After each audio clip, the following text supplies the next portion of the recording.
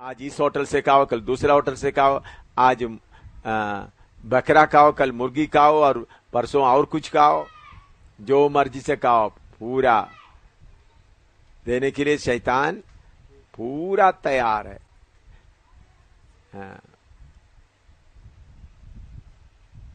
इस्राएली लोग उनके मंदिर में क्या आ रहा है? त्योहार मना रहा है। मैंने क्यों ये बताया? लोग पैसा खूब ला रहा है, तो इसलिए पादरी लोग, उसलिए याचक लोगों का अपना बिजनेस भी चल रहा है। आपको मालूम है पाप इतना बढ़ गया, शमूएल के समय में याचकों का सेवक जाकर क्या मांगता था? मीट। लोग प्रभु के लिए बेली लेके आते हैं, उन लोग बोलते हैं याचक कौन सा खाएगा? कच्चा मांस ही खाएगा, अर्पण किया हुआ नहीं खाएगा। ये आजकल कलीसिया में होता है, नहीं होता? हम इसराइल को क्यों गलती बोलते? हमारा केरला देखो, पंजाब देखो, दिल्ली देखो, कनाडा देखो, अमेरिका देखो, सब यही हो रहा है।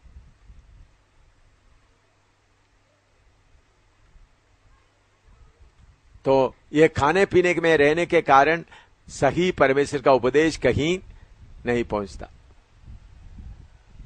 इसलिए प्रभु बोलता है सारे लोग, फादर्स, टीचर्स, चलाने मूल पुरुष, सब क्या हो गया? मेरे विरुद्ध पाप किया। आप सेवक लोग इस बात को समझते समय में अभी आपके पास कुछ पैसा आ गया, हालेलुया, चलो मेरा पत्नी के लिए 2 सूट ले लेंगे, मैं ये करेंगे, ऐसा बोलेगा तो फिर आपको प्रभु वफादार नहीं रहेगा। अब मैं आपको बताता हूं, जब हमारे घर में खाना नहीं ना, मैं आपको आपका वफादारी बताने के लिए मैंने शायद बताया होगा, इधर मैं ये करेंगे, ऐसा बोलेगा तो फिर आपको प्रभु वफादार नहीं रहेगा। अब मैं आपको बताता हूं, जब हमारे घर में खाना नहीं ना, मैं आपको आपका वफादारी बताने के लिए मैंने शायद बताया होगा, इधर मैं उधमपुर गढ़ी में रहता था, उस वक्त रियासी में जमीन खरीदा था, पीटी सामुएल, पास पीटी सामुएल जब उधर रहता है उस वक्त तो हमारा, मैंने ही उधर में सेवा शुरू किया। पीटी सामुएल पूरा कलीसिया से जमीन वगैरह सब आ गया, तो उन्होंने बोला टाटा अभी मैं अपने आप पाव में खड़ा रहता। ठीक है भाई, खड़ा रहो।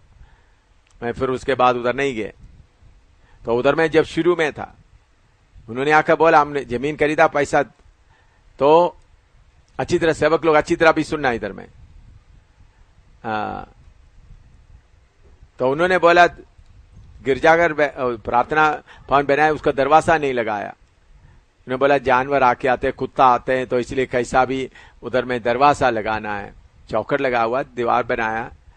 तो मैंने पूछा कितना? उन्होंने बोला 11,000 रुपया चाहिए। तो किसी ने मुझे, उन्होंने बोलकर जाने के बाद में किसी ने मुझे 12,000 रुपया भेजा,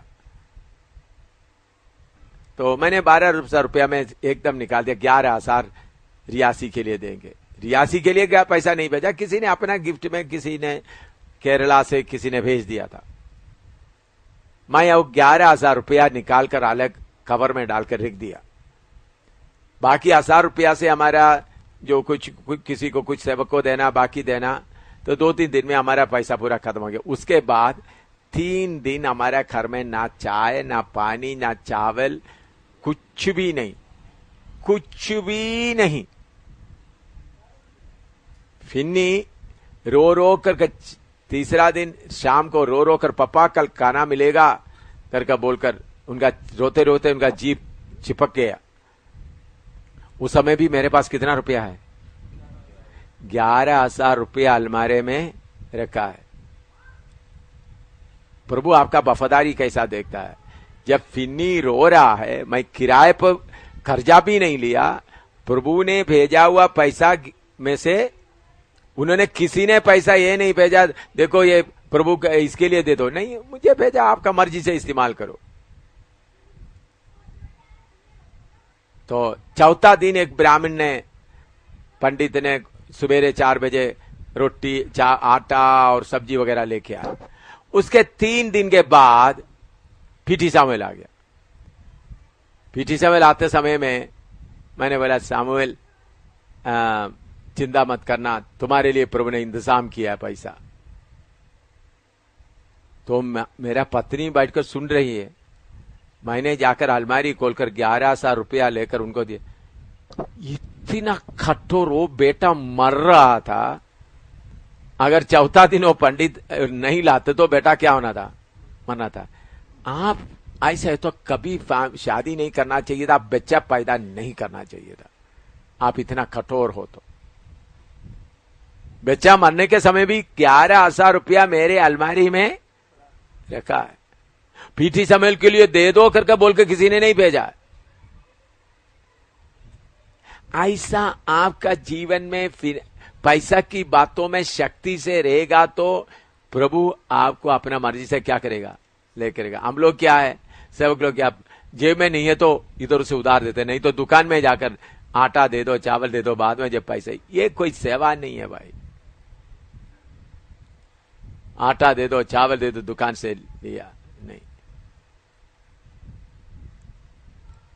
तो शैतान खिलाने के लिए, अभी मैंने क्यों ये वचन बताया, कभी आपके पास प्रभु 20,000 रुपया किसी के द्वारा देगा तो प्रभु से पूछना, प्रभु ये 20,000 से मैं क्या करूं। शायद प्रभु 20,000 रुपया आपके हाथ में भेज दिया ताकि आपको जांचे, देखे आप क्या करता है, इस 20,000 से क्या करता है। आपने हालेलुया 20,000, चलो भाई। पत्नी बोल रही थी मेरा सूट थोड़ा सा पुराना हो गया, चलो हालेलुया तुम्हारा सूट आ गया। ऐसा नहीं, प्रभु आपने मुझे वफादार समझकर 20,000 दे दिया, मैं इसको कहां खर्च करूं, किसको दूं। ऐसा परमेश्वर के बातों में, ऐसा नहीं तो आप भी देखिए। आज मैं बोलता हूं सेवकों में से 95% सेवक पैसा के बातों में प्रभु से बेवफा है। 95, 100 में से 95%, 50 से ज्यादा हो, एक आधा होगा इधर पैसा के बाद में। पैसा आ गया तो बस चलो जी, बहुत देर हो गया कुल्फी खाकर, चलो जाके कुल्फी खाए, बहुत देर हो गया ये खाए, मसाला डोसा खाकर बहुत देर हो गया, चलो भाई खाए। मैं ये नहीं बोलता नहीं खाना, कुल्फी नहीं खाना मत। आत्मा प्रेरणा देता तो क्या करो, कुल्फी खाओ, मसाला डोसा खाओ, आत्मा प्रेरणा देता है तो, नहीं तो नहीं। तो मूल पुरुष सब किसमें रह गया। तो इसलिए पाप कहां से शुरू हो गया, इस्राएल के मंदिर में। जिधर से पवित्रताई का आ गया प्रकट होना, उधर में कौन आ गया, शारीरिकता आ गया। हाँ, अभी रोमी 11 का 25 और 26 पढ़िएगा।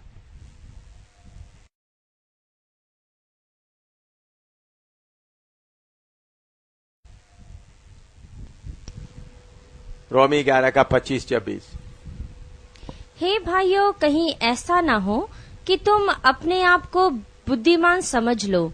इसलिए मैं नहीं चाहता कि तुम इस भेद से अनजान रहो कि जब तक अन्य जातियां पूरी रीति से प्रवेश ना कर ले, तब तक इस्राएल का एक भाग ऐसा ही कठोर रहेगा और इस रीति से सारा इस्राएल उद्धार पाएगा।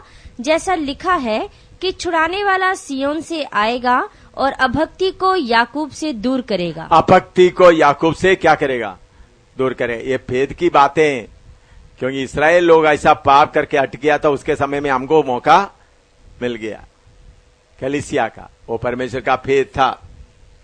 अभी यशायाह 66 का 7 से 10 तक पढ़ो, ये दोनों मैं इकट्ठा विवरण करेंगे।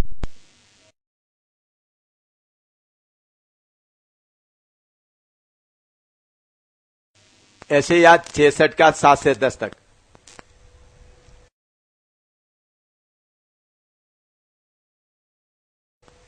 उसकी पीड़ाएं उठने से पहले ही उसने जन्मा दिया। उसका पीड़ाएं उठने के पहले ही उन्हें जन्मा लिया। उसको पीड़ाएं होने से पहले ही उससे बेटा जन्मा। हाँ, ऐसी बात किसी ने कभी सुनी, किसी ने कभी ऐसी बातें देखी क्या देश एक ही दिन में उत्पन्न हो सकता है? देश एक ही दिन में उत्पन्न हो सकता है? क्या एक जाति क्षण मात्र में ही उत्पन्न हो सकती है? क्योंकि सियोन की पीड़ाएं उठी ही थी कि उससे संतान उत्पन्न हो गए। हाँ, सियोन, ये वचन सब लोग थोड़ा नोट करके रखें, सेवक लोग और सेवा करने वाला। सियोन के, हाँ,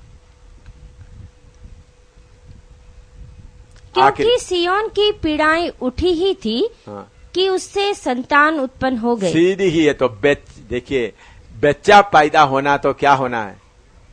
दर्द होना है। लेकिन बहुत लोगों को दर्द नहीं चाहिए, बच्चा चाहिए। दर्द नहीं चाहिए, बच्चा चाहिए। हाँ। मैं आपको एक छोटा सा उदाहरण बताता हूं। पिछले दिनों में सेवा के लिए बुलावट मिला हुआ एक बेटी जो गुरदासपुर से, प्रभु ने मुझे बोला, उनको सेवा के लिए प्रभु ने बुलाया। मैंने उनको बताया, सेवा के लिए इधर आ गए, अपना पूरा सामान लेकर आ गए। प्रभु, उसका नाम है रुफसा। वो बहुत खुश थी। उन्होंने सोचा अभी इधर टीम के लड़कियों के साथ में इधर में रहेंगे, एम शामिल के साथ जगह जगह में जाएंगे, वचन सीखेंगे और प्रभु के लिए आगे बढ़ेंगे। बहुत खुश से आगे। तो पहले ही आया था, चलो अभी अच्छी तरह से। तो जब प्रभु ने मुझे बताया उनको क्या करो, कॉलेज में भेजकर पढ़ाई, तो तब से रोना शुरू हो गया। पब्लिक में अर्थ तब से क्या कर रहा है? रोना, बहुत रोना। देखो आप, मैंने प्रभु की सेवा के लिए मेरे घर के लोग मुझे भेज दिया, आप मुझे किधर भेज रहा है? वापस भेज रहा है। उन्होंने बहुत रोना शुरू किया। मैंने बोला ये रोना सब मैं मानता, बच्चा उत्पन्न होना तो क्या होना है? रोना आना है। मैंने बोला इसी मुताबिक आपको रोना आने से ही कॉलेज से कौन आएगा? आत्माएं निकल आएगा। मैंने बोला असली में थक्का देकर भेजा। उनका पापा भी उनको ले जाने के लिए इतना नहीं था, क्योंकि वो पापा के पास भी जाकर रो रहे थे। हाँ, उदास होकर गए। उनका पापा भी उनको ले जाने के लिए नहीं आया था, पापा उनका पेटी वगैरह लेके आए। मैं प्रभु की आत्मा बोला इनको किधर भेजो हैं? अभी कॉलेज में सेवकाई का जरूरत है। रात को था, प्रभु ने मुझे साफ बताया इनको भेजो ताकि उधर में एडमिशन लेके। तो बहुत रो रहे थे, थोड़ा नहीं। मुझे बोला आप बहुत अन्याय कर रहा है ये है? अन्याय मतलब मैंने बाकी सबको वचन सीखने के लिए रखा है। मुझे पूछा बाकी टीम के सिस्टर्स को आप ऐसा भेज देता है? मैंने तो पूरा तैयार होकर आए तो मुझे ऐसा भेज देते। मैं सब घर के लोगों से मैंने उन्होंने अपना दोस्तों को भी सब टेलीफोन करके आ गए थे, मैं किधर जा रहा हूं सेवा के लिए, अभी कौन सा मुंह लेकर मैं उधर जाएंगे। तो मैंने बोला ये कुछ भी मैं मानने का नहीं है। तो रोता था। मैंने बोला ये सियोन के ये दर्द किसमें बदलना है? पीड़ा, ये दर्द आ जाए। मैंने बोला रुसा तुमको प्रभु वचन दिखाएगा, सिखाएगा, लेकिन तुमको कॉलेज के नौजवान लड़कों के बीच में, लड़कियों के बीच में, लड़कों के बीच में कोई गवाह नहीं है। तुमको उधर जाना है, तुमको उधर जाना है, जाकर प्रभु की गवाह बनना है। उसी मुताबिक था ऋतु अभी कॉलेज का बैंक का एग्जाम कल लिख करके आ गया, टेलीफोन आ गया। मैंने बोला तुम अभी एमएससी इस वक्त पास हो रही है, उसके बाद मैंने बोला एमटेक कर लो, एमटेक करके, क्योंकि पढ़े लिखे लोग हमको चाहिए। किसके लिए? पढ़े लिखे लोगों के बीच में प्रभु की सेवा के लिए गवाह होना जरूरी है। तो आज भी उन्हें बोला मुझे बहुत उदासी लग रहा है, उधर बैठ कर पढ़ने से बहुत अच्छा था। मैं इधर पढ़ना अच्छा है, लेकिन आपको पढ़ने के लिए बाकी उधर में इंतजाम करेंगे, अभी क्या करो सेवा के लिए तैयार हो जाओ। बहुत बार दर्द लेने के लिए क्या नहीं होता है? हमको आराम से रहना, दर्द के बिना। बच्चा पैदा होना तो क्या होना है? दर्द सहने के बिना बच्चा पैदा नहीं होगा। सियोन को कब बच्चा पैदा हुआ? हम क्या बोलते हैं? हम आराम से रहेंगे, क्या करें? दर्द के बिना बच्चा पैदा नहीं होता। दर्द के बिना हम लोग क्या सोचते हैं? हालेलुया, पत्नी के साथ तसली लेकर बैठे रहे, पत्नी हंसते रहे, मैं भी देकर हंसते रहे, हालेलुया हालेलुया। पैसा कम हो तो भी हम दोनों इकट्ठा आराम से रहेंगे। भाई इसे हिंदुस्तान बेचेगा नहीं। हिंदुस्तान बेचना है तो क्या करना है?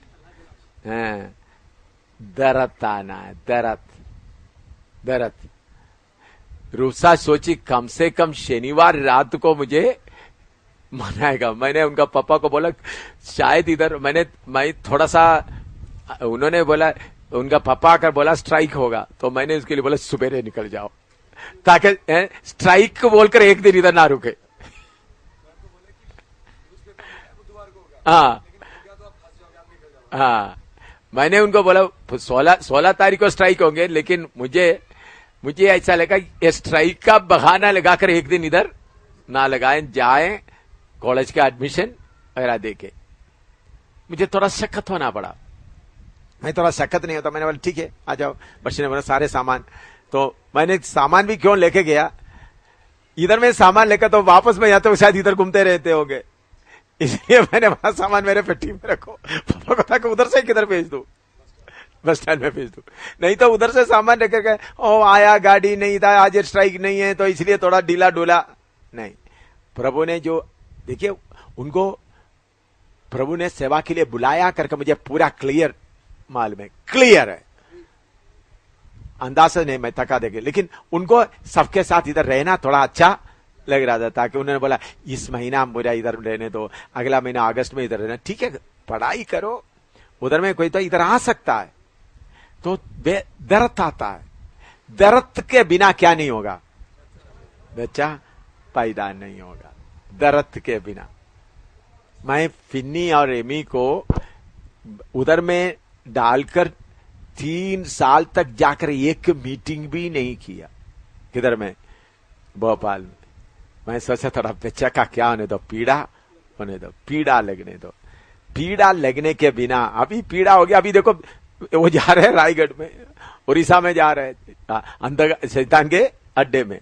तो पीड़ा लगना है, जब तक पीड़ा नहीं लगेगा तो क्या नहीं होगा, बच्चा पैदा नहीं होगा। पीड़ा होना।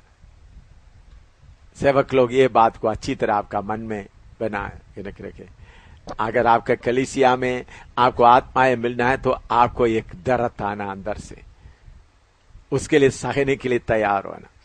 यह छोटी लड़की होने के कारण मैंने बोला इस रास्ते से जाएं, रो, मैंने बोला रो, जितना हम रो कर के बाद में वो रोना किसमें। मैंने उनको बोला कॉलेज के बच्चों के लिए रोने से मैं आपको धन्यवाद, तब मैं कॉलेज के लिए रोएगा। मैंने बोला इधर से जाने के लिए कारण नहीं रोना, बल्कि प्रभु ये, मैंने बोला रुस्सा को बोला एक बूंद आंसू भी अपने लिए बहाएगा तो आप प्रभु आपको स्वीकार नहीं करेगा, शैतान खुश होगा। एक एक बूंद कॉलेज के लोगों के लिए बहाएगा तो तुमको खुशी हो। फिर रोते रोते बोला, फिर थोड़ा सा खुश आ गया। अभी मुझे वायदा किया मैं अभी अपने लिए मैं कभी नहीं रोऊंगी, मैं कॉलेज के नौजवानों के लिए रोएंगे, कॉलेज के लड़कों के लिए रोएंगे, लड़कियों के लिए रोएंगे। प्रभु शीघ्र कॉलेज के बीच में एक सेवकाई शुरू करके दे। हालेलुया। तो देखो ऐसा हम उनके लिए प्रार्थना करते समय पवित्र आत्मा मुझे एकदम बोल दिया, मैंने और उस समय विंसेंट वगैरह उनके सिर पर हाथ रखकर प्रार्थना करो। ऐसा मैंने सोचा नहीं था। पिता पुत्र पवित्र आत्मा के नाम से उनको सेवा के लिए क्या कर दिया, अलग करके भेजा, ऐसा सोचा ही नहीं था। प्रभु ने एकदम बोल दिया। तो मेरे प्यारे सियोन को कब जन्म बच्चा पैदा हुआ है, दर्द कहां से आएगा, दर्द पैदा करना है? दर्द क्या आना है? हाँ, दर्द कैसा पैदा करना, कष्ट उठाने के लिए अपना पत्नी के साथ बैठकर उनका चेहरा देकर मुस्कुराते हुए रहने का आलस से अपने आप क्या करना, दूर जाना, अपने आप दूर जाना। नहीं मेरा पत्नी के साथ मैं जाऊंगा, हाँ जी पत्नी के साथ जाऊंगा, आपस में देख के हंसते रहेंगे, मुस्कुराते रहेंगे। पत्नी के साथ जाएगा तो क्या करेंगे, तो पत्नी के साथ ही हो गया दाहिने बाएं पूरा काट कर अलग अलग जाकर रहकर। आप बोलेंगे फिर एमी को साथ क्यों भेजा, मुझे एमी क्या है करके मुझे मालूम था। एमी क्या है, एमी के अंदर क्या है मालूम था। थोड़ा कुछ तैयार करने के बाद, अच्छी तरह से लेक्चर देने के बाद भेजा। तो इसलिए मेरे प्यारों, जब आपका पत्नी के खुशी में आप डूबेंगे, नहीं तो साथ जाने में कोई मुश्किल नहीं, समझ गए आप। लेकिन पत्नी के मुस्कुराहट में या पति के मुस्कुराहट में, पत्नी के मीठी बातों में आप बैठकर देखते रहेगा तो फिर उधर भी जाकर आप क्या करते रहोगे? हैं? क्या करते रहेंगे? एक दूसरे को देखकर हैं? उस बात में ही लगे रहेंगे। इधर से एक जय, मैंने एमी को भेजा, एमी को बोला क्या? उन्होंने बोला पापा, पति पत्नी का खुशी में रहने के लिए मैं बाइबल नहीं पकड़ा है, आत्माओं के लिए रोने के लिए, आत्माओं के लिए रोने के लिए। तब मुझे मालूम हो गया फिन्नी की जैसा ये भी क्या करेंगे, उस तरफ है तो इकट्ठा जाने से कोई मुश्किल नहीं है। ऐसा हालत में आना है। अभी हम कीमत देना है। हिंदुस्तान के लिए क्या आना है? आपके अंदर एक रोना आना है। राजस्थान के लिए एक रोना आना। देखो, पीड़ा का दर्द नहीं है तो बच्चा पैदा नहीं होगा। पीड़ा का दर्द होना है। सेवकों को क्या चाहिए? पीड़ा का दर्द। पत्नियों को, पास्टर को, पत्नियों को क्या चाहिए? पीड़ा का, बच्चा देने का एक ऐसा दर्द। ये बच्चा देने का दर्द के साथ में क्यों जोड़ा है? हैं? वो दर्द बहुत भयानक दर्द है, मामूली दर्द से भी बहुत भयानक दर्द है। मर भी सकता है, मौत तक जाने का दर्द है। बहन लोग जो पीड़ा है वो बहुत भयानक दर्द है। जान निकलता ऐसा रहेगा। ऐसा दर्द हमको होना है। हालेलुया। एसेकिएल 36 का 24 से 30 तक पढ़ेंगे, फिर आप आज का क्लोज करेंगे। एसेकिएल 36 का 24 से 30। एसेकिएल 36, 24 to 30। मैं तुमको जातियों में से ले लूंगा, मैं तुमको जातियों में से ले लूंगा, और देशों में से इकट्ठा करूंगा, देशों से इकट्ठा करूंगा, और तुमको तुम्हारे निज देश में पहुंचा दूंगा, तुम्हारे निज देश में पहुंचा दूंगा। मैं तुम पर शुद्ध जल छिड़कूंगा, हाँ, और तुम शुद्ध हो जाओगे। हाँ, और मैं तुमको तुम्हारी सारी अशुद्धता और मूर्तों से शुद्ध करूंगा। हाँ, मैं तुमको नया मन दूंगा, नया मन दूंगा, और तुम्हारे भीतर नई आत्मा उत्पन्न करूंगा। हाँ, और तुम्हारी देह में से पत्थर का हृदय निकालकर तुमको मांस का हृदय दूंगा। हाँ, और मैं अपना आत्मा तुम्हारे भीतर देकर ऐसा करूंगा कि तुम मेरी विधियों पर चलोगे और मेरे नियमों को मानकर उसके अनुसार करोगे। तुम उस देश में बसोगे जो मैंने तुम्हारे पितरों को दिया था, और तुम मेरी प्रजा ठहरोगे और मैं तुम्हारा परमेश्वर ठहरूंगा। और मैं तुमको तुम्हारी सारी अशुद्धता से छुड़ाऊंगा और अन्न उपजने की आज्ञा देकर उसे बढ़ाऊंगा, और तुम्हारे बीच अकाल ना डालूंगा। मैं वृक्षों के फल और खेत की उपज बढ़ाऊंगा कि जातियों में अकाल के कारण फिर तुम्हारी नामधराई ना होगी। देखिए, परमेश्वर ये काम करना चाहता है, लेकिन परमेश्वर को ये काम करने के पहले परमेश्वर की एक डिमांड है। ये डिमांड क्या है? आप बोलो, किधर लिखा है वो डिमांड? परमेश्वर ऐसे आशीष देने के लिए तैयार है, उसके लिए एक डिमांड है परमेश्वर का। हाँ, पढ़ो, किधर में? परमेश्वर का डिमांड क्या है?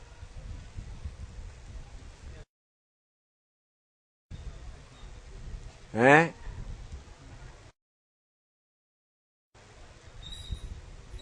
जिसको मिला है, जिसको याद है बोलिएगा।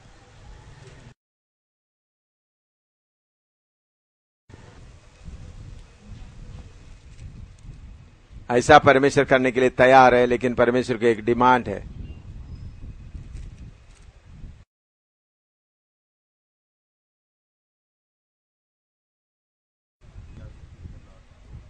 जल्दी बोले। एसेकिएल 22 का 30 पढ़िएगा।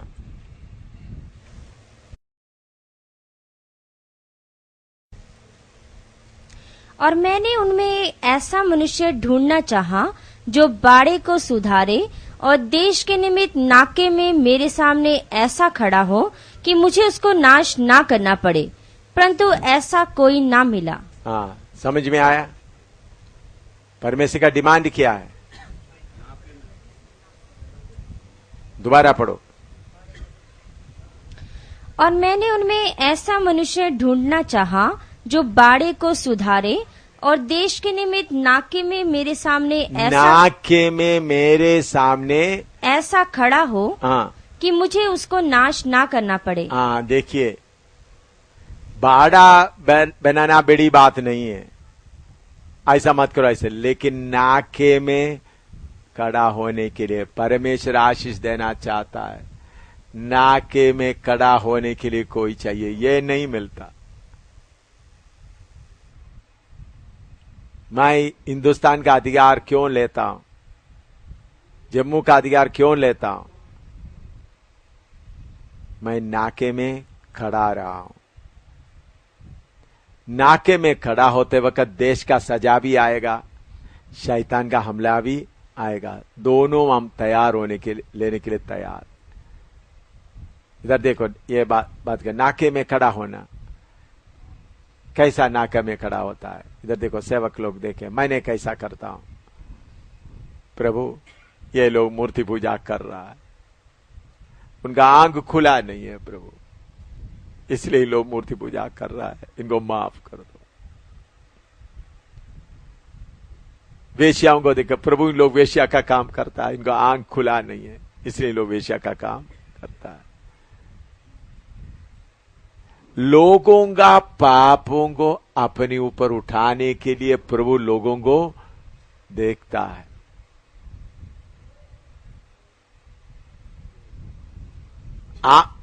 ये नाके में पाप मत करो, पाप मत करो बोलना आसान है। मूर्ति पूजा करने वालों का पाप अपने ऊपर उठाना है, पुजारियों का पाप अपने ऊपर उठाना है, एक एक का पाप अपने ऊपर उठाना है।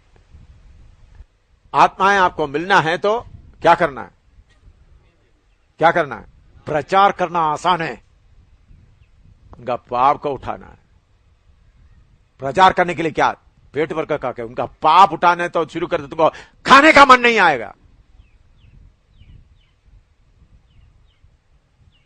खाना खाने का भी मन नहीं आएगा। पाप उठाने के लिए जब मन आएगा, जब वो लोग मूर्ति पूजा कर रहा है, वो देख करके तुमको रोना आना है। प्रभु इनको मालूम नहीं, उनका पाप को उठाना है। ये नहीं, ये मूर्ति पूजा करने वालों ऐसा बनने के नहीं, थप्पड़ लगाना तुमको।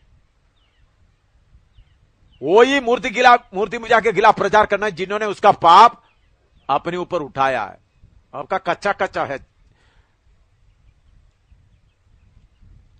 कच्चा कच्चा है, अपना पाप को उठाना। लोगों का प्रभु पत्थर का दिल को क्या बनाना चाहता है? उसके लिए परमेश्वर का डिमांड क्या है? नाके में खड़े होने वाला। हिंदुस्तान के लिए नाके में खड़ा होने वाला चाहिए। मैं मेरा जीवन में ऐसा करता हूं, प्रभु इनका पापों को माफ कर, प्रभु इनका पापों को माफ कर, प्रभु ये मूर्ति पूजा करता है उनका पापों को माफ कर, ये व्यभिचारी बन गया इनका माफ कर, ये शराबी बन गया इसका पापों को माफ कर। तो प्रभु कार्य करने के लिए चाहता है, इसलिए हम उनका पापों को उठाना। यीशु मसीह पाप उठाया है, उठाया। पहला सदी के लोग पाप उठाते उठाते फिर मरने के लिए उनको कोई दुख नहीं हुआ। उनको जलाते समय में जलाओ ताकि कैसा भी इनका पाप क्या हो जाए, माफ हो जाए, पाप माफ हो जाए। तो मेरे प्यारो, पहला है ट्रांसग्रेशन खत्म होना है तो उसके लिए कुछ लोग बीच में खड़ा होना। दानियल क्या किया? नाके में खड़ा हुआ। बोलो, इस वचन के अनुसार दानियल नाके में खड़ा हुआ। प्रभु हमारा लोग पाप किया है, हमारा लोग पाप किया, उन लोग पाप किया कर मतलब हमारा लोग पाप किया, माफ कर, माफ कर। ऐसा प्रभु के सामने पुकारता रहा। हमको माफ कर पुकारता रहा। तो तब प्रभु ने क्या दिया? उनको छुड़ाने के लिए समय दे दिया। प्रार्थना कर।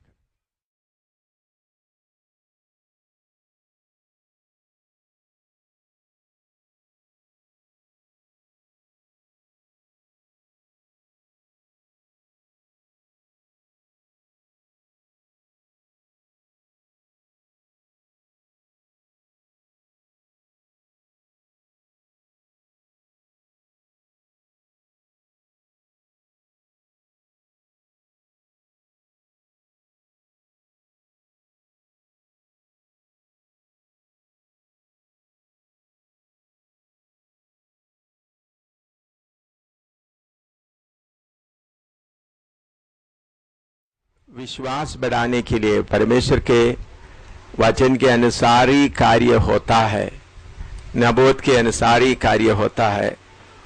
मैंने एक एग्जाम्पल आपको बताना चाहता हूं। नबूवत के अनुसार कई बात है, लेकिन एक बड़ी बात कैसा पूरा वचन के अनुसार हुआ है, वो है दानियल के किताब में हम पढ़ते हैं, मैंने तेकेल फारशीन करके, वो तीसरा 5वां अध्याय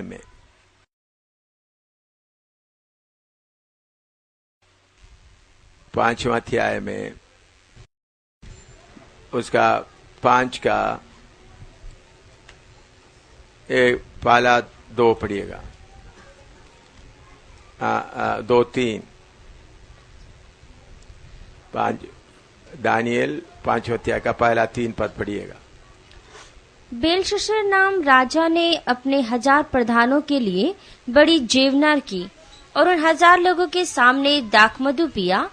दाखमधु पीते पीते बेलशस्सर ने आज्ञा दी कि सोने चांदी के जो पात्र मेरे पिता नबूकदनेस्सर ने यरूशलेम के मंदिर में से निकाले थे, उन्हें ले आओ, कि राजा अपने प्रधानों और रानियों और रखेलियों समेत उनमें से पिए। तब जो सोने के पात्र यरूशलेम में परमेश्वर के भवन के मंदिर में से निकाले गए थे, वे लाए गए और राजा अपने प्रधानों और रानियों और रखेलियों समेत उनमें से पीने लगा। नीचे पढ़ते थे। वे दाखमधु पी पी कर सोने चांदी पीतल लोहे काठ और पत्थर के देवताओं की स्तुति कर ही रहे थे कि उसी घड़ी मनुष्य के हाथ की सी कई उंगलियां निकलकर दीवट के सामने राजमंदिर की भीत के चूने पर कुछ लिखने लगी, और हाथ का जो भाग लिख रहा था वह राजा को दिखाई पड़ा। उसे देखकर राजा भयभीत हो गया और वह अपने सोच में घबरा गया, और उसकी कटी के जोड़ ढीले हो गए और कांपते कांपते उसके घुटने एक दूसरे से लगने लगे। तब राजा ने ऊंचे शब्द से पुकार कर तंत्रियों, कसदियों और होनहार बताने वालों को हाजिर करवाने की आज्ञा दी। जब बाबुल के पंडित पास आए, तब राजा उनसे कहने लगा, जो कोई वह लिखा हुआ पढ़कर उसका अर्थ मुझे समझाए, उसे बैंजनी रंग का वस्त्र और उसके गले में सोने की कंठमाला पहनाई जाएगी, और मेरे राज्य में तीसरा वही प्रभुता करेगा। तब राजा के सब पंडित लोग भीतर आए, परंतु उस लिखे हुए को ना पढ़ सके और ना राजा को उसका अर्थ समझा सके। इस पर बेलशस्सर राजा निपट घबरा गया और भयातुर हो गया, और उसके प्रधान भी बहुत व्याकुल हुए। राजा बस ये कहानी आपको अच्छी तरह मालूम है। तो तब उन्होंने किसको लेके आया? दानियल को लेके आए। तो दानियल उसका अर्थ बताने लगा। उसका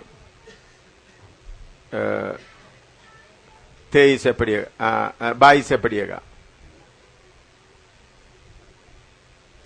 तो भी हे बेलशस्सर, तू जो उसका पुत्र है और यह सब कुछ जानता था, तो भी तेरा मन नम्र ना हुआ, वरन तूने स्वर्ग के प्रभु के विरुद्ध सिर उठाकर उसके भवन के पात्र मंगवाकर अपने सामने धरवा लिए, और अपने प्रधानों और रानियों और रखेलियों समेत तूने उनमें दाखमधु पिया, और चांदी सोने पीतल लोहे काठ और पत्थर के देवता, जो ना देखते ना सुनते ना कुछ जानते हैं, उनकी तो स्तुति की, परंतु परमेश्वर जिसके हाथ में तेरा प्राण है और जिसके वश में तेरा सब चलना फिरना है, उसका सम्मान तूने नहीं किया।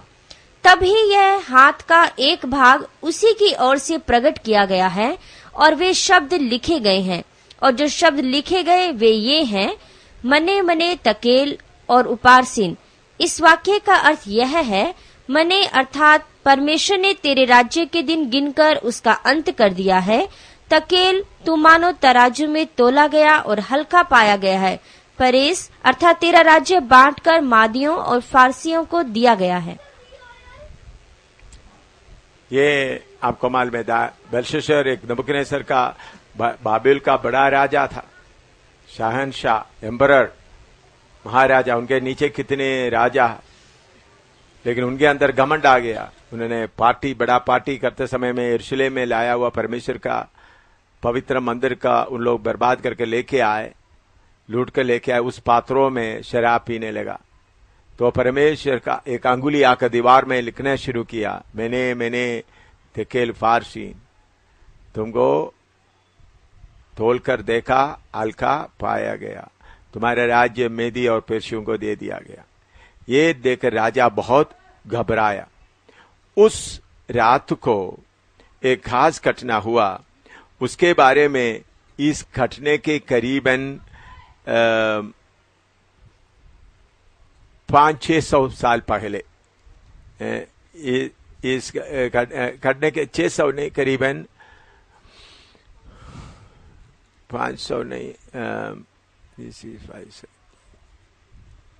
इस घटना होने के करीबन 120 साल पहले, 120-130 तकरीबन पहले परमेश्वर की आत्मा यशायाह के द्वारा नबूवत किया गया। वो नबूवत यशायाह 44 में आए।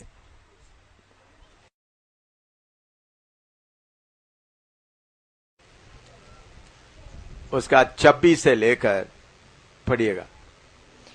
और अपने दास के वचन को पूरा करता और अपने दूतों की युक्ति को सफल करता हूँ। जो यरूशलेम के विषय कहता है वह फिर बसाई जाएगी, और यहूदा के नगरों के विषय वे फिर बनाए जाएंगे, और मैं उनके खंडरों को सुधारूंगा। जो गहरे जल से कहता है तू सूख जा, मैं तेरी नदियों को सुखाऊंगा। जो कुर्सों के विषय में कहता है वह मेरा ठहराया हुआ चरवाहा है और मेरी इच्छा पूरी करेगा। यरूशलेम के विषय कहता है वह बसाई जाएगी, और मंदिर के विषय में कि तेरी नेव डाली जाएगी। हाँ, और उसका 45 का 1 से 4 तक भी पढ़िएगा। यहोवा अपने अभिषिक्त कुसरू के विषय यो कहता है, मैंने उसके दाहिने हाथ को इसलिए थाम लिया है कि उसके सामने जातियों को दबा दूं और राजाओं की कमर ढीली करूं। उसके सामने फाटकों को ऐसा खोल दूं कि वे फाटक बंद ना किए जाएं। मैं तेरे आगे आगे चलूंगा और ऊंची ऊंची भूमि को चौरस करूंगा। मैं पीतल के किवाड़ों को तोड़ डालूंगा और लोहे के बेड़ों को टुकड़े टुकड़े कर दूंगा। मैं तुझको अंधकार में छिपा हुआ और गुप्त स्थानों में गड़ा हुआ धन दूंगा, जिससे तू जान ले कि मैं इस्राएल का परमेश्वर यहोवा हूँ, जो तुझे नाम लेकर बुलाता है। हाँ, अभी आप सबको मालूम है, जल्दी जल्दी अगर आपको थोड़ा याद नहीं है तो थोड़ा सा आपको याद दिलाने के लिए एक दो बात मैं बताना चाहता हूँ। ये बाबुल शहर आप सबको मालूम है, फरात दरिया बहुत बड़ा गहरा फरात दरिया के दोनों किनारे में बनाया है बड़ा बाबुल शहर।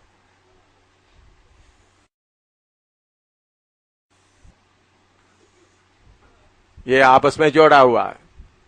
इधर में बड़ा पुल लकर इधर भी बिल्डिंग है, लेकिन ये है दरिया, नदी। ये बहुत गहरा नदी इसके बीच में बहता है। उसके अलावा ये शहर के चारों तरफ नहर बनाया है, गहरा नहर। इसमें भी पानी बहता है, बहुत गहरा पानी बहता है। इसमें मगरमच्छ वगैरह बहुत है, इसको पार करके नहीं जा सकता। यह है बाबुल शहर। आपको मालूम है दुनिया का वर्ल्ड वंडर्स हैंगिंग गार्डन, उसके हिंदी में क्या बोलते हैं? हैंगिंग गार्डन, झूलता हुआ हैंगिंग बगीचा। तो वर्ल्ड वंडर्स में 7 वंडर्स में एक है, 7 अद्भुत कामों में। तो ये सब इधर में था। तो इधर नबूकदनेस्सर के बाद एक एक अभी बेलशस्सर का समय आ गया, सारे दुनिया के ऊपर हुकूमत कर रहा है। उन्होंने सोचा देखो ये शहर के अंदर कोई नहीं आ सकता। आपको मालूम है इसके ऊपर में जो दीवार है वो दीवार इतना मोटा है, ऊपर में 6 रथ एक साथ दौड़ सकता है दीवार के ऊपर में। तो नीचे कितना मोटा होगा, देखिए अभी दीवार बनाया हुआ, दीवार इतना चौड़ा, ऊपर में 6 रथ क्या कर सकता है, ऊपर में एक साथ दौड़ सकते, इतना चौड़ा। तो उसका मतलब आप समझ सकते हैं नीचे कितना बड़ा होगा। तो चारों तरफ नदी भी बह रहा है और गहरा नदी बह रहा है, तो कोई इस बाबेल शहर को हमला नहीं कर सकता। तो बेलशस्सर ने क्या किया, चलो हम तो युगानुयुग के राज्य करते रहेंगे। उनके अंदर घमंड आ गया। उन्होंने क्या किया, बड़ा पार्टी किया। पार्टी में यरूशलेम से उनका बाप नबूकदनेस्सर यरूशलेम मंदिर को हमला करके उधर का पात्र वगैरह लेके आए, पवित्र पात्र जिसमें परमेश्वर के पवित्र स्थानों में इस्तेमाल करते थे, उसमें लाकर उन्होंने शराब वगैरह पीकर स्तुति किया। तब उसके 120 साल पहले, 120 से 132 साल पीछे पहले परमेश्वर साइरस के बारे में जो नबूवत किया है वो तो मैं 44, 45 एक साथ है। अभी हम बाइबल में देखते तो बाइबल ने अध्याय अलग किया है 44, 45, लेकिन असली में वो कैसा होना चाहिए, 44 और 45 एक साथ आना चाहिए। उधर में परमेश्वर क्या बोलता है उनको, मैं गहरा जल को सुखाऊंगा, नदी को सुखाऊंगा। जब इन लोग ये बड़ा प्रोग्राम करते समय में मेदो पर्शिया का लोग क्या कर रहे थे, ऊपर में नदी बहुत ऊपर में करीबन 22-23 मील ऊपर में इस नदी का पानी को एक बांध बनाकर को पूरा रेगिस्तान में भेज दिया। नदी में क्या बनाया, बड़ा बंद बनाकर। तो पानी किधर जा रहा है, रेगिस्तान में कितना भी पानी जाएगा तो क्या नहीं होता। तो ऐसा करके ये जगह को पूरा क्या कर दिया, सुखा दिया। और जब इनका फौज आ गया तो इनके लोग भी सारे मेदो पर्शिया का सारे बेलशस्सर का सारे लोग शराब पीकर नशा। तो इधर का वॉचमैन भी क्या हो गया था, शराब पीकर, एक गेट भी खुला पड़ा था, इधर से अंदर आ गया। अंदर आकर एकदम बेलशस्सर को पकड़ा, उधर ही उनको मार दिया। उनको मारने के रात को संभव हुआ, सुबेरे दानियेल यशायाह 44 और 45 लेकर उनको दिखाया, देखो राजा तुम जन्म लेने के पहले तुम्हारा नाम लेकर हमारा नबी यशायाह ने बोला है तुम इसी मुताबिक इधर आएंगे, तुम्हारा नाम लेकर तुम हमला करेंगे। और दूसरा,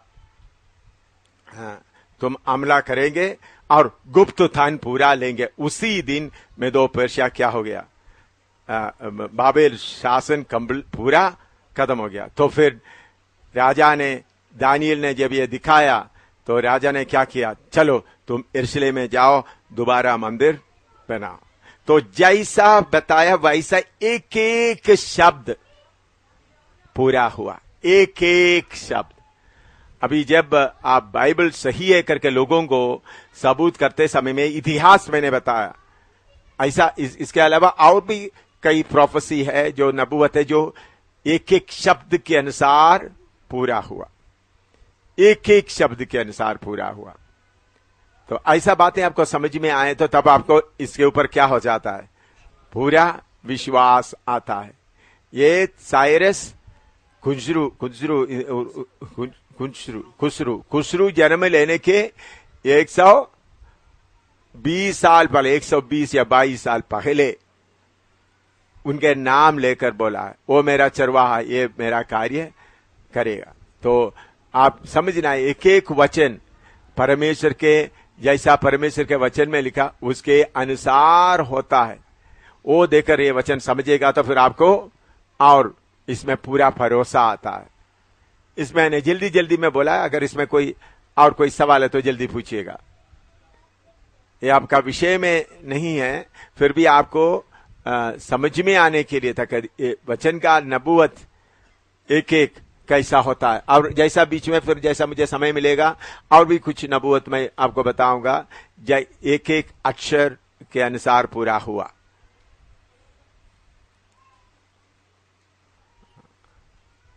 ये समझ में आया ना? जल्दी जी, ये दुनिया की इतिहास में पढ़ेगा तो ऐसा ही मिलता है, इतिहास में भी वैसा ही लिखा है।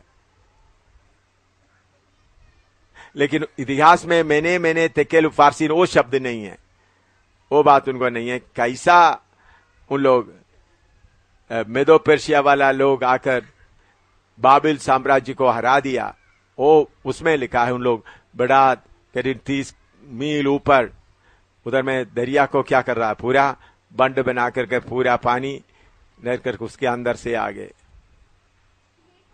ये जानवरों को देख रहे, शक्ति को बताते हैं। हम भी अभी इसी मुताबिक जानवरों को क्या करता है, से लड़ रहा है। आज दोपहर के बाद 3:30 बजे से ये बाबेल साम्राज्य को बताने वाला जानवर यही है।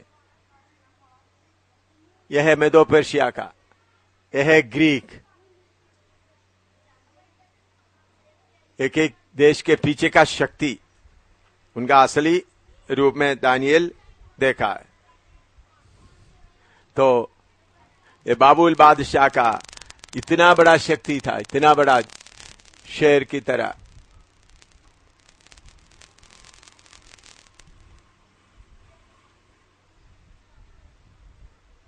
ऐसा जानवरों के साथ पौलुस लड़ता था, इसलिए बोले आसिया में मैं जंगली जानवरों से लड़ता है, वो उसका कोई असर नहीं करके पौलुस बोलता है। क्योंकि अगर यीशु मसीह हमको कोई उम्मीद नहीं, आशा नहीं है, तो फिर मेरा जंगली जानवरों से लड़ना बेकार हुआ, ऐसा बोलता है।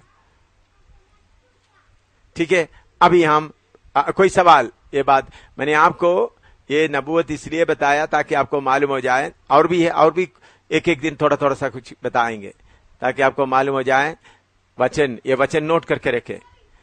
दानियल इसके ऊपर पूरा विश्वास करता था, इसलिए दानियल ने वो एकदम दूसरे दिन, जिन्होंने साइरस सिंहासन में बैठ गया, दूसरा दिन ही उनको ये परचमन जो चमड़े में लिखा है उसको पढ़ाया।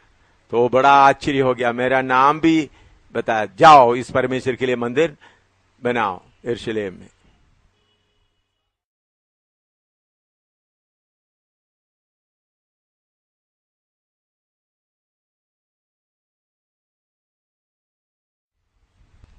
सत्तर हफ्ते के लिए बताया हुआ 6 बात। उसमें पहला बात क्या था? अपराध का होना बंद हो। मैंने अपराध के बारे में आपको समझाया, उसके बारे में मैंने बोला अपराध कब बंद होगा। एशिया 66 का 7 से 10 पढ़ा है आपने। एकदम एक ही दिन क्या हो गया, जन्म लिया। तो ऐसे कि 36 का 24 से 30 तक दोबारा पढ़िए। अपराध कब बंद होगा? अपराध होना बंद होगा कब? ऐसे कि 36 का 24 से 30 तक सुबह पढ़ा है, पढ़ो। मैं तुमको 36:24 to 30 एसेकिएल 36:24 to 30। हाँ, हाँ। मैं तुमको जातियों में से ले लूंगा और देशों में से इकट्ठा करूंगा और तुमको तुम्हारे निज देश में पहुंचा दूंगा। मैं तुम पर शुद्ध जल छिड़कूंगा और तुम शुद्ध हो जाओगे। तुम शुद्ध हो जाओगे। और मैं तुमको तुम्हारी सारी अशुद्धता और मूर्तों से शुद्ध करूंगा। अशुद्धता मूर्तों से शुद्ध करूंगा। मैं तुमको नया मन दूंगा। क्या दूंगा? नया मन दूंगा। और तुम्हारे भीतर नई आत्मा उत्पन्न करूंगा। और तुम्हारी देह में से पत्थर का हृदय निकाल कर, तुम्हारे देह से पत्थर का हृदय निकाल कर तुमको मांस का हृदय दूंगा। हाँ। और मैं अपना आत्मा तुम्हारे भीतर देकर ऐसा करूंगा कि तुम मेरी विधियों पर चलोगे और मेरे नियमों को मानकर उनके अनुसार करोगे। तुम उस देश में बसोगे जो मैंने तुम्हारे पितरों को दिया था, और तुम मेरी प्रजा ठहरोगे और मैं तुम्हारा परमेश्वर ठहरूंगा। और मैं तुमको तुम्हारी सारी अशुद्धता से छुड़ाऊंगा और अन्न उपजने की आज्ञा देकर उसे बढ़ाऊंगा और तुम्हारे बीच अकाल ना डालूंगा। मैं वृक्षों के फल और खेत की उपज बढ़ाऊंगा कि जातियों में अकाल के कारण फिर तुम्हारी नामधराई ना होगी। हाँ, इधर में उनका मन का पूरा परिवर्तन होते समय में अपराध का अंत हो जाएगा। ये कब होगा? आप बोलो, इस्राएल का देश का अपराध का कब होगा? जब उन लोग यीशु मसीह को स्वीकार करने के लिए तैयार हो जाता है। एक ही दिन जकरिया नबी के किताब में उसके बारे में लिखा है। पढ़िएगा जकरिया नबी के किताब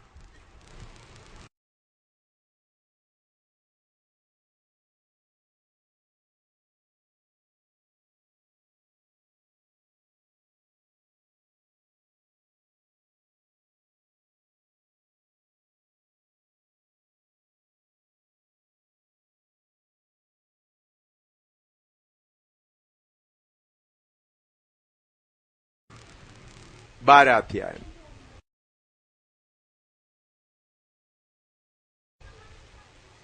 उसका 10 से लेकर पड़ेगा, 12 का 10 से तक। और मैं दाऊद के घराने और यरूशलेम के निवासियों पर अपना अनुग्रह करने वाली और प्रार्थना सिखाने वाली आत्मा उंडेलूंगा। तब वे मुझे ताकेंगे, अर्थात जिसे उन्होंने बेधा है, और उसके लिए ऐसे रोएंगे जैसे इकलौते पुत्र के लिए रोते पीटते हैं, और ऐसा भारी शोक करेंगे जैसा पहलोठे के लिए करते हैं। 14 तक पढ़िएगा। उस समय यरूशलेम में इतना रोना पीटना होगा जैसा मगिदोन की तराई में हददिर्मोन में हुआ था। सारे देश में विलाप होगा, हर एक परिवार में अलग अलग, अर्थात दाऊद के घराने का परिवार अलग और उनकी स्त्रियां अलग, नातान के घराने का परिवार अलग और उनकी स्त्रियां अलग, लेवी के घराने का परिवार अलग और उनकी स्त्रियां अलग, शिमियों के परिवार का परिवार अलग और उनकी स्त्रियां अलग, और जितने परिवार रह गए हों हर एक परिवार अलग अलग और उनकी स्त्रियां भी अलग अलग। इधर में हम देखते हैं कैसा इस्राएली लोग प्रभु यीशु मसीह को, ए मसीहा, हमने आपको क्या कर दिया? सूली पर चढ़ा दिया। फिर उसके बाद 1000 साल का हुकूमत शुरू होगा, तब अपराध का अंत हो जाता है। अपराध का अंत कब होता है? जब इस्राएल लोग यीशु मसीह को अपना मसीहा करके स्वीकार करता है।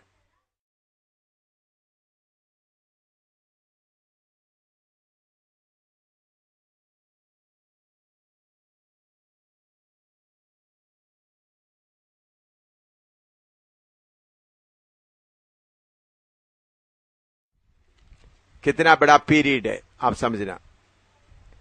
फिर इसको मैं खोलकर फिर और बताऊंगा। और दूसरा क्या है? दूसरा, ये जो 70 हफ्ते में चलने वाला दूसरा घटना क्या है?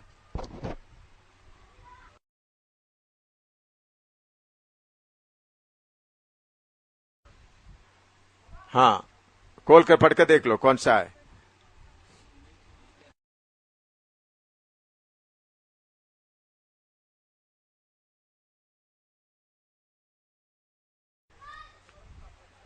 To make an end of sin, दूसरा है to make an end of sin।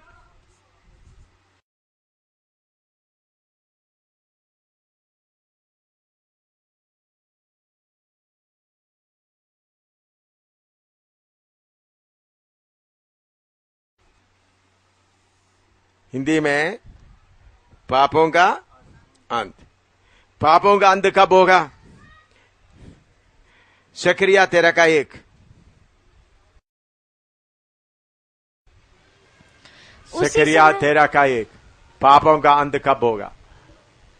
हाँ, उसी समय दाऊद के घराने और यरूशलेम के निवासियों के लिए पाप और मलिनता धोने के निमित्त एक बहता हुआ सोता होगा। हाँ, उस दिन ये 1000 साल हुकूमत के समय में, दोबारा पढ़ो। उसी समय दाऊद के घराने और यरूशलेम के निवासियों के लिए यरूशलेम के निवासियों के लिए पाप और मलिनता धोने के निमित्त हाँ। एक बहता हुआ सोता होगा। पाप और मलिनता धोने के निमित्त एक बहता हुआ सोता मिलेगा। वो एक। दूसरा, प्रकाशित वाक्य 20 का 1 से 3।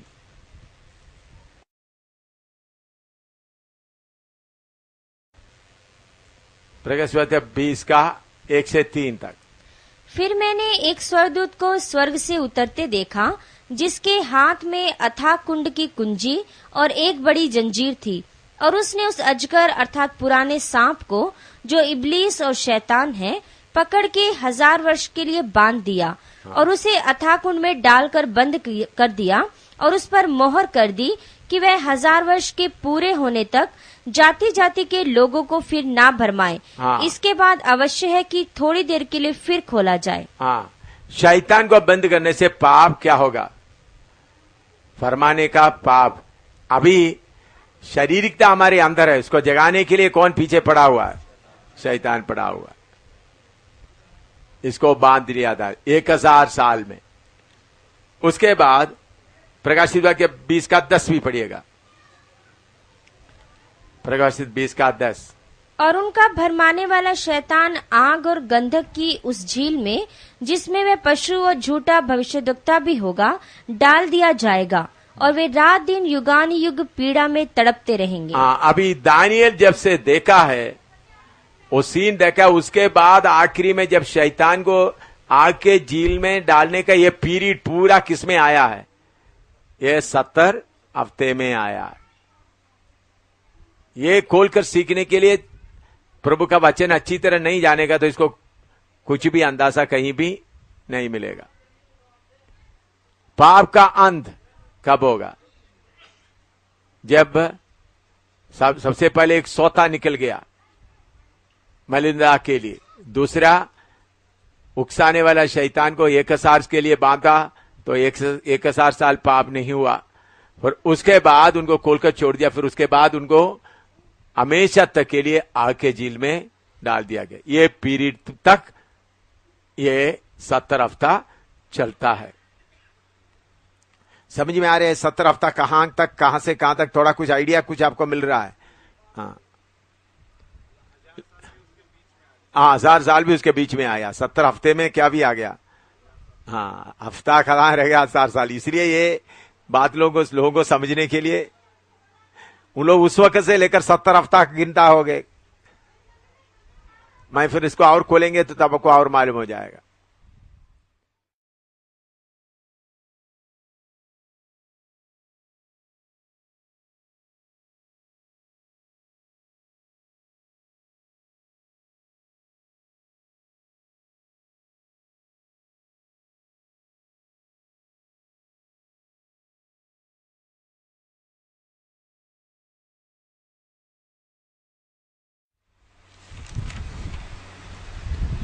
तीसरा, अधर्म का प्रायश्चित। हाँ, to make reconciliation, tournament.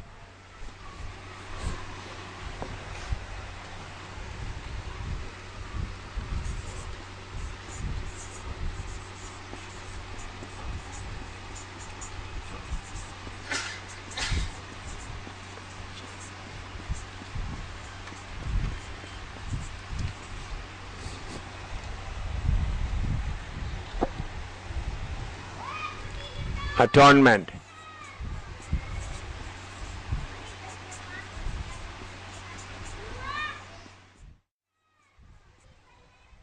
Hindi में क्या है उसके लिए?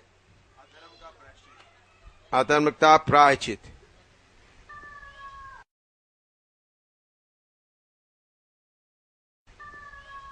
या मेल रिकंसिलिएट, टू मेक रिकंसिलिएशन, या मेल कराना, अधर्म का प्रायश्चित किया। अधर्म का प्रायश्चित करके क्या होता है? मेल किया जाता है। तो जब यीशु मसीह क्रूस पर जान दिया तो मनुष्यों का पाप के लिए मेल हो गया, लेकिन इस्राएल उसको स्वीकार नहीं किया। कोलोसी 1:20 पढ़िएगा। कोलोसी 1:20। कोलोसियंस 1:20। और उसके क्रूस पर बहे हुए लहू के द्वारा मेल मिलाप करके सब वस्तुओं का उसी के द्वारा से अपने साथ मेल कर ले, चाहे वे पृथ्वी पर की हो चाहे स्वर्ग में की। हाँ, यीशु मसीह के क्रूस के बलिदान के द्वारा हमको मेल करा दिया, और पृथ्वी पर जितना है सबको मेल कराने के लिए, सिर्फ कलीसिया के लिए नहीं, सबों के लिए। हाँ, दोबारा पढ़ो कोलोसियों का 20। और उसके क्रूस पर बहे हुए लहू के द्वारा, हाँ, क्रूस पर बहे हुए लहू के द्वारा मेल मिलाप करके सब वस्तुओं का उसी के द्वारा से अपने साथ मेल कर ले। हाँ, सब वस्तुओं के उसी के द्वारा मेल कर ले। हाँ, चाहे वे पृथ्वी पर की हो चाहे स्वर्ग में भी हो, सबको मेल कर लिया, चाहे पृथ्वी पर हो या ऊपर हो।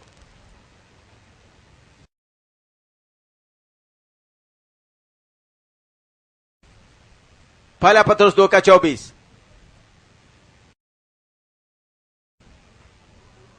पहला पत्रोस 1:24, 2:24। 1 पीटर 2:24। वह आप ही हमारे पापों को अपनी देह पर लिए हुए, आप ही हमारे पापों को अपने देह पर लिए हुए क्रूस पर चढ़ गया, जिससे हम पापों के लिए मर करके धार्मिकता के लिए जीवन बिताए, उसी के मार खाने से तुम चंगे हुए। हाँ, हमारा पापों के लिए अधर्म का प्रायश्चित हुआ। कौन प्रायश्चित किया? प्रभु यीशु मसीह। अब प्रायश्चित हुआ और उसके कोड़े खाने से हम क्या हो गया? चंगे हो गए। अभी यशायाह 53:6, आयसिया 53:6, आयसिया 53:6। हम तो सब के सब भेड़ों की नाई भटक गए थे। हाँ। हम में से हर एक ने अपना अपना मार्ग लिया, और यहोवा ने हम सबों के अधर्म का बोझ उसी पर लाद दिया। हाँ, हम सबों का बोझ किसके ऊपर ला दिया? प्रभु यीशु के। लेकिन इस्राएल उसको स्वीकार नहीं किया। यीशु मसीह के पहला आमद, जो यीशु मसीह जब सबके सामने बेथलेहम के द्वारा पैदा होकर सारा पाप अपने ऊपर